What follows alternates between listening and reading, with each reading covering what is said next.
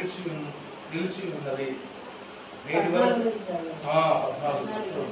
మరియు వారి మనసులు కఠినములైనవి గనుక నేటి వరకు పాత నిబంధన చదువునప్పుడు అది క్రీస్తునందు కొట్టివేయబడినని వారికి తేటపరచబడక క్రీస్తునందు కొట్టివేయబడినని వాళ్ళకు ఏంటంటే తేటపరచబడాలి. వాళ్ళకి ఇంకా అర్థం కాలే, ఇంకా క్రీస్తుని ఇంకా ఎదగలేదు. ఇంకా ఏంటిది క్రీస్తే ఈ లోకానికి వచ్చి అది నెరవేర్చడానికి కూడా ఇంకా అర్థం కాకనే వీళ్ళు ఏంటంటే ఆ ముసుగులోనే ఉండిపోతున్నారు. అంటే పాత నిబంధనలు పాటిస్తూ ఉన్నారు. ఇంకా చదవండి. ఆ ముసుగుకే నిలిచి ఉన్నది.